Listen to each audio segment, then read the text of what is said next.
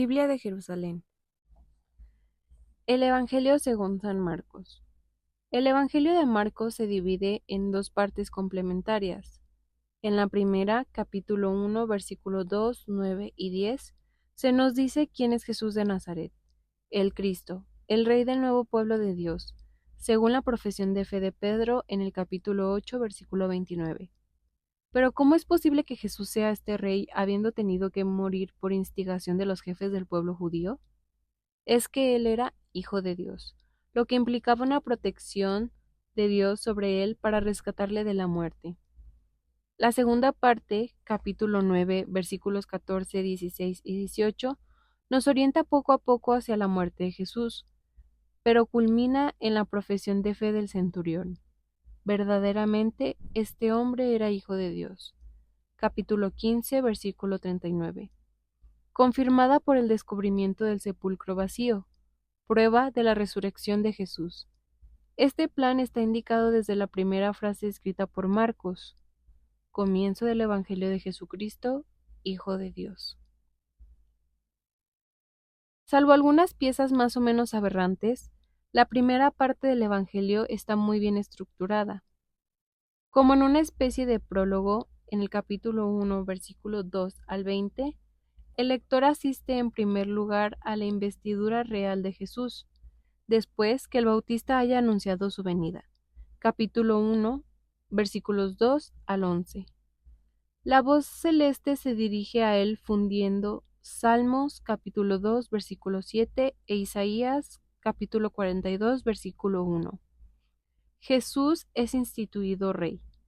Salmos capítulo 2, versículo 6, y recibe la misión del siervo de Dios, a saber, enseñar el derecho a las naciones. Isaías capítulo 42, versículos del 1 al 4. Toda la primera parte del Evangelio estará condicionada por estos dos temas, ver infra. Para complementar la escena, Jesús recibe el Espíritu como Rey. Primera de Samuel, capítulo 16, versículo 13. Y como siervo de Dios. Isaías, capítulo 42, versículo 1. Es ungido por el Espíritu. Isaías 61:1 y Hechos 10:38. Es el Cristo por excelencia. Salmos capítulo 2, versículo 2. Pero Satán ejercía ya su poder maléfico sobre el mundo. Ver primera de Juan capítulo 5, versículo 19. En consecuencia, Jesús deberá entrar en guerra con él para establecer su propia realeza. Así lo hace desde el día en que recibe el bautismo, conducido al combate por el Espíritu. Ver el capítulo 1, versículo 12 y 13 de Marcos. En cuanto siervo de Dios, Jesús va a enseñar a la gente, para establecer su realeza. Va a exorcizar a los espíritus impuros, satélites de Satán. Este doble tema va a recorrer todo el Evangelio. Capítulo 1, versículo 27, 1:39, capítulo 2, versículo 2 y capítulo 3, versículo 11, capítulo 3, versículo 14 al 15, capítulo 6, versículo 2, capítulo 6 del 12 al 13 y capítulo 6, versículo 34. Para cerrar este prólogo, Marcos describe de una manera muy general el ministerio de Jesús, como proclama el Evangelio, la buena nueva. Ver Isaías capítulo 61, versículo 1, y anuncia que el reino de Dios está cerca. Marcos capítulo 1, versículo 14 y 15. Predicación y realeza. Tal es la perspectiva de las primeras escenas. Finalmente, Jesús llama en su seguimiento a sus 4 primeros discípulos. Capítulo 1, versículos del 16 al 20. Que Él sea el Cristo. Jesús es el único que lo sabe, aparte los espíritus impuros, como lo deja entender la escena del bautismo. Deberá, por tanto, persuadir de ello a los demás, lo cual será difícil y, en parte, condenado al fracaso, como va a mostrar el resto del Evangelio. Marcos capítulo 1, versículos del 21 al 39 describe una jornada tipo de Jesús en Cafarnaún. Como siervo de Dios, enseña en la sinagoga. Como rey, expulsa a sus adversarios, los espíritus impuros. Este segundo aspecto de su misión se desarrolla en el relato de la curación de la suegra de Pedro. Toda enfermedad se debía a la influencia de los malos espíritus. Ver Lucas capítulo 4 versículo 39. Y en el resumen del capítulo 1 versículo 32 al 34 de San Marcos. Enseñanza y exorcismos provocan el asombro de la gente y suscitan el problema de la verdadera identidad de Jesús. Ver el capítulo 1 versículo 27. Ver también Juan capítulo 15 versículos 22 y 24. La gente se rinde a él. Capítulo 1 versículo 28 al 37. Pero Jesús se va de allí para enseñar y exorcizar a los demonios por toda Galilea. Capítulo 1 versículos del 38 al 39. En contraste con el entusiasmo de la gente, ver capítulo 1 versículo 45, Marcos nos presenta un primer grupo de personas que rehúsan creer en Jesús, los escribas y los fariseos. Es el conjunto de las 5 controversias referidas en el capítulo 2, versículo 1, 3 y 6 de San Marcos, que concluye con la decisión de acabar con Jesús. Este conjunto comienza con una mención de la enseñanza de Cristo en el capítulo 2, versículos del 2 al 13, y se prologa en un resumen que muestra a Jesús expulsando a los espíritus impuros, capítulo 3, versículos del 7 al 12. Escribas y fariseos odian a Cristo a causa de su enseñanza y sus exorcismos. Están celosos. Ver el capítulo 1, versículo 22. En la sección siguiente, Marcos capítulo 3, versículo 13 al 35, Marcos va a contraponer de nuevo a dos grupos de personas, los 12, a los que Cristo transmite su poder de enseñar y de expulsar los demonios. Ver el capítulo 3, versículo 13 al 19, y sus parientes que lo toman por un iluminado. Ver el capítulo 3, versículos 20 y 21. Además, ver Juan capítulo 7, versículo 5, y frente a los que él enseñaba su verdadera parentela. Aquellos que hacen la voluntad de Dios, ver el capítulo 3, versículo 31 y 35. En el capítulo 3, versículos del 22 al 29, Marcos hace intervenir a los escribas que acusan a Jesús de practicar los exorcismos gracias a Belzebul, a fin de recordar que es el Espíritu Santo quien hace actuar a Jesús. Capítulo 3, versículo 29. Volvemos a encontrar aquí los dos componentes de la actividad de Cristo, los exorcismos y la enseñanza. Ver el capítulo 3, versículos del 31 al 35, y más claro en Lucas capítulo 8, versículo 21. El centro de esta primera parte está formado por la larga sección que va del capítulo 4, versículo 1 a 5 y 43.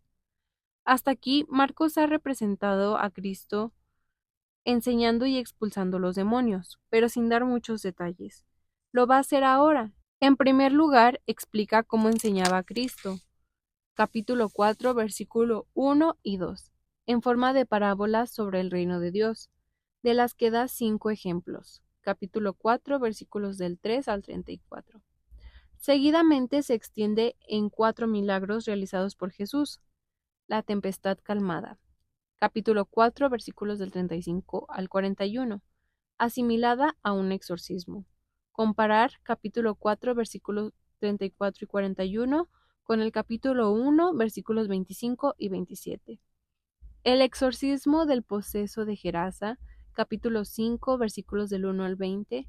La resurrección de la hija de Jairo, episodio en el que se inserta el relato de la curación de la hemorroísa. Capítulo 5, versículos 21 al 43. Estos milagros provocan el asombro y obligan a plantearse el problema de la verdadera identidad de Jesús. Capítulo 4, versículo 41. Ver capítulo 5, versículos 20 y 42. Hay que anotar una primera punzada dirigida a los discípulos. No han tenido fe. Capítulo 4, versículo 40. Al contrario que la hemorroísa, capítulo 5, versículo 34, y Jairo, capítulo 5, versículo 36. La sección siguiente, capítulo 6, versículos del 1 al 30, recoge en orden inverso los temas del capítulo 3, versículo 13 al 35. Marcos subraya aquí el contraste entre la falta de fe de los parientes y vecinos de Jesús, a pesar de su enseñanza y de sus exorcismos, en el capítulo 6, versículo 1 al 5, ver también el capítulo 3, versículo 20-21 y versículo 31 al 35. Y el grupo de los verdaderos discípulos a quienes envía a predicar y expulsar a los espíritus impuros. Capítulo 6, versículos del 7 al 13 y capítulo 3, versículos del 13 al 19. En el capítulo 6, versículo 30, se habla del regreso de los discípulos que cuentan todo lo que han hecho, exorcismos y curaciones, y lo que han enseñado. Para llenar el intervalo de tiempo entre su marcha y su regreso, Marcos pone aquí la opinión de Herodes sobre Jesús, capítulo 6, versículos del 17 al 20, lo que le da ocasión para subrayar que la gente, por más que estuviera impresionada por la actividad de Jesús, solo tenía una opinión aproximada de su verdadera personalidad. El relato de la ejecución del Bautista por Herodes se inserta aquí, en el capítulo 6, versículos del 21 al 29, como una digresión. El doble episodio de la multiplicación de los panes en el capítulo 6, versículos del 35 al 44, y de la tempestad calmada, capítulo 6, versículo 45 al 52, está encuadrado por dos noticias que recuerdan la doble actividad de Cristo, que adoctrina a la gente que acude a él, capítulo 6, versículos del 31 al 34, y cura sus enfermedades, capítulo 6, versículos del 53 al 56. Por segunda vez, Marcos apunta a la incomprensión de los discípulos a pesar del milagro de la multiplicación de los panes. Capítulo 6, versículo 52. La sección siguiente, capítulo 7, versículos 1 al 8 y 9, abre un horizonte nuevo, la difusión del Evangelio entre los paganos. Estos eran considerados impuros por los judíos. Contra los fariseos, Jesús afirma que a los ojos de Dios solo cuenta la pureza del corazón. Capítulo 7, versículos del 1 al 23. Seguidamente Jesús pasa a la región de Tiro, donde cura a la hija de una sirofenicia. Capítulo 7, versículo del 24 al 30. Y luego a la Decápolis, donde cura a un sordo tartamudo. Capítulo 7, versículos 32 al 37. En el relato de la segunda multiplicación de los panes, en el capítulo 8, versículo del 1 al 9, algunos detalles evocan el mundo pagano invitado al banquete mesiánico. Como casi todas las secciones precedentes, esta subraya también una oposición fundamental. Empieza y termina con un ataque de los fariseos contra Jesús. Capítulo 7, versículo 5 y capítulo 8, versículos del 11 al 13. Ver también el capítulo 2, versículos del 1 al 3 y el 6, el cual responde al primero fustigando su hipocresía. Capítulo 7, versículos 6 al 13. A esta ceguera, Marcos contrapone la confianza de una pagana y luego la curación de un sordo tartamudo, probablemente también pagano, lo cual es lo mismo que insinuar que, ante la actitud de las autoridades judías, son los paganos los que van a ser llamados a la salvación. La última sección, capítulo 8, versículo 14, y capítulo 9, versículo 10, es dramática. Por tercera vez, ver capítulo 6, versículo 52 y capítulo 7, versículo 18. Jesús hace constar la incomprensión de sus discípulos. Capítulo 8, versículos del 14 al 21, que no han comprendido el sentido ni de los prodigios que él ha realizado, ni de su propia enseñanza. Capítulo 8, versículo 18. De modo que no lo reconocen ni por el rey anunciado por Salmos capítulo 2, versículo 7, ni por el siervo del que habla Isaías capítulo 42, versículos del 1 al 4. Entonces, ¿hay que desesperar de todos? No, porque contra toda esperanza, Pedro se aparta de la opinión de la gente. Capítulo 8, versículos del 27 al 28. Ver también el capítulo 6, versículos 14 al 16. Para reconocer. Tú eres el Cristo. Capítulo 8, versículo 29. Solo ha podido hacerlo en virtud de una revelación del Padre, como comprenderá Mateo. Ver Mateo capítulo 16, versículo 17. Precisamente para preparar esta conversión de Pedro, Marcos refiere inmediatamente antes la curación de un ciego, capítulo 8, versículos del 22 al 26, a la que daría un alcance simbólico. ¿No estaba Pedro también ciego? Ver capítulo 8, versículo 18. Esta profesión de fe va a ser confirmada por la escena de la transfiguración, capítulo 9, versículos del 2 al 10. Del mismo modo que al final de la segunda parte, la profesión de fe del centurión romano, en el capítulo 15, versículo 39, será confirmada por el hallazgo del sepulcro vacío, capítulo 16, versículos del 1 al 8. Esta escena de la transfiguración responde a la del bautismo de Cristo. Jesús había oído la voz celeste que le decía: Tú eres mi Hijo amado, en ti me complazco. Capítulo 1, versículo 11. Aquí, San Pedro, Santiago y Juan, quienes la oyen: Este es mi Hijo amado, escuchadle. Capítulo 9, versículo 7. Sobre el pequeño bloque constituido por el capítulo 8, versículo 31 y el capítulo 9, versículo 1. Ver infra. La estructura de esta primera parte forma un quiasmo o esquema convergente en el centro, un poco torcido. A. Testimonio del Bautista. Capítulo 1, versículos del 2 al 8. Bautismo de Cristo. Capítulo 1, versículos del 9 al 11. Enseñanza y exorcismos. Capítulo 1, versículos del 21 al 39. B. Controversias con los fariseos, capítulo 2, versículo 1 y capítulo 3, versículo 6. C. Llamada de los 12, capítulo 3, versículos del 13 al 19. D. Incredulidad de la familia de Jesús, capítulo 3, versículos del 20 al 35.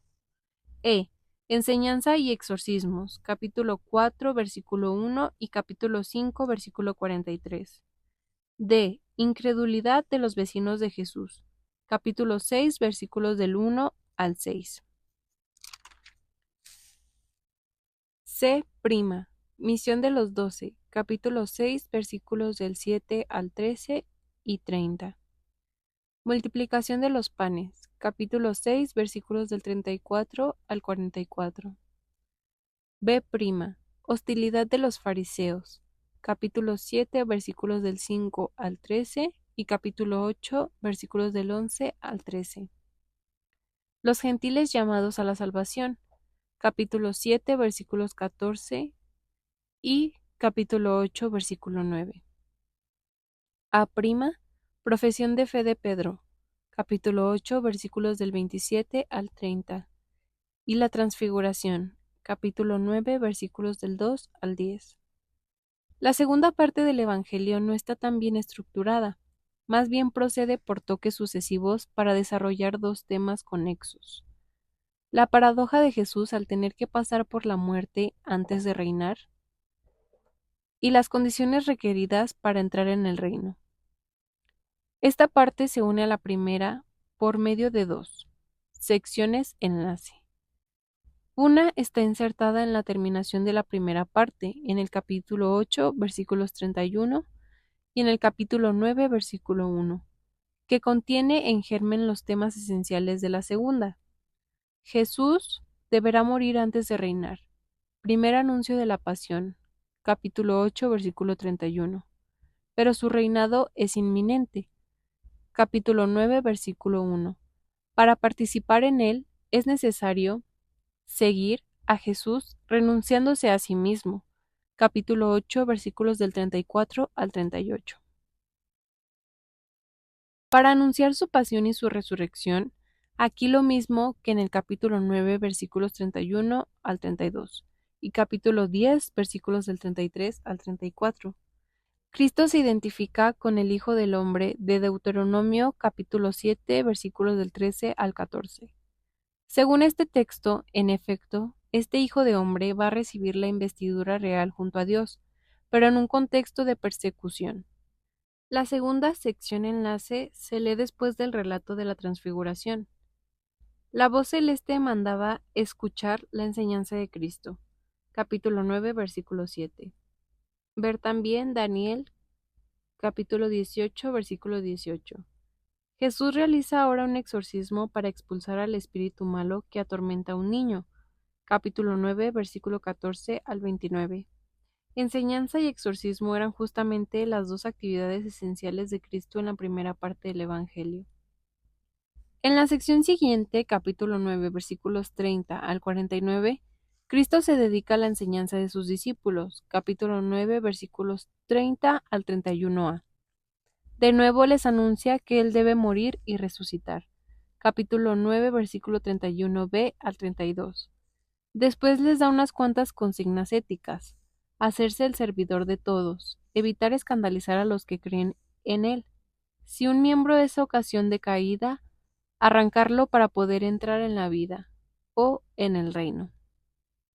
A partir del capítulo 10, versículo 1, vuelve a dirigir su enseñanza a la gente para dar algunas consignas éticas. Acerca del divorcio, capítulo 10, versículo 2 al 12. De la necesidad de recibir el reino como un niño, capítulo 10, versículos 13 al 16. Y sobre todo de la necesidad de renunciar a las riquezas propias para entrar en el reino, capítulo 10, versículos del 17 al 31. La sección que va desde el capítulo 10, versículos 32 al capítulo 11, versículo 10, describe el viaje de Jesús hacia Jerusalén. Cada vez va centrándose más en la realeza de Cristo. El tercer anuncio de la pasión, en el capítulo 10, versículo 32b al 34, recuerda la paradoja fundamental: Jesús debe morir antes de reinar. Santiago y Juan desean ser ministros de Cristo, pero Jesús les recuerda la necesidad de seguir bebiendo el mismo cáliz que Él. Capítulo 10, versículo 35 al 45. El ciego de Jericó es curado porque le reconoce como el Hijo de David, título real por excelencia. Capítulo 10, versículos 46 al 52. Finalmente, Jesús hace su entrada en Jerusalén según el rito de las entradas de los reyes. Capítulo 11, versículo del 1 al 10. ¿Va a ser Jesús consagrado rey en Jerusalén? No, porque va a morir. El drama y por tanto la paradoja se va a tramar durante los días siguientes.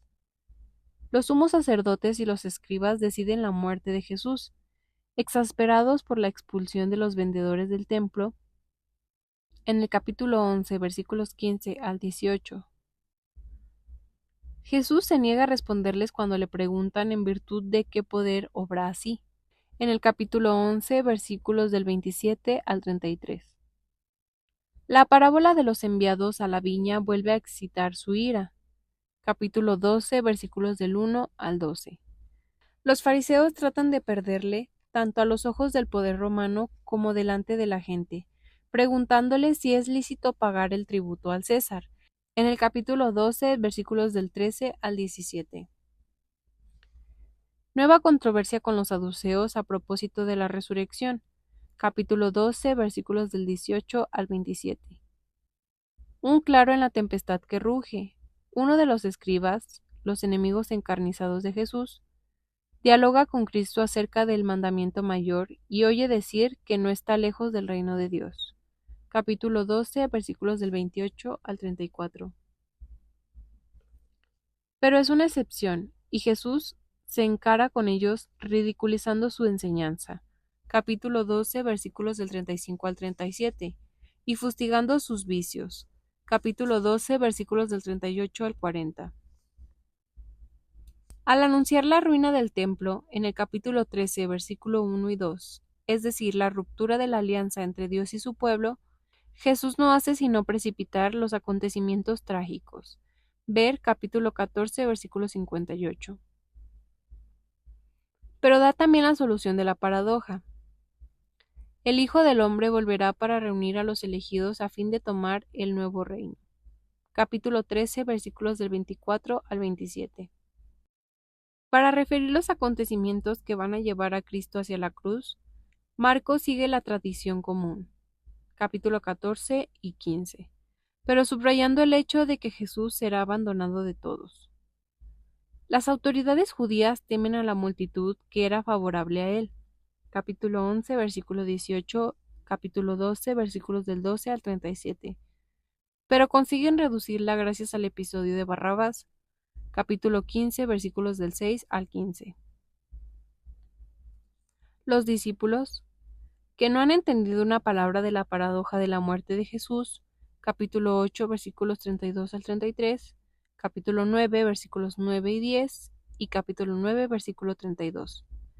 Tienen miedo de acercarse a Jerusalén, capítulo 10, versículo 32, y finalmente, cuando Cristo es arrestado, emprenden todos la huida, capítulo 14, versículo 50, y ver también capítulo 14, versículo 27.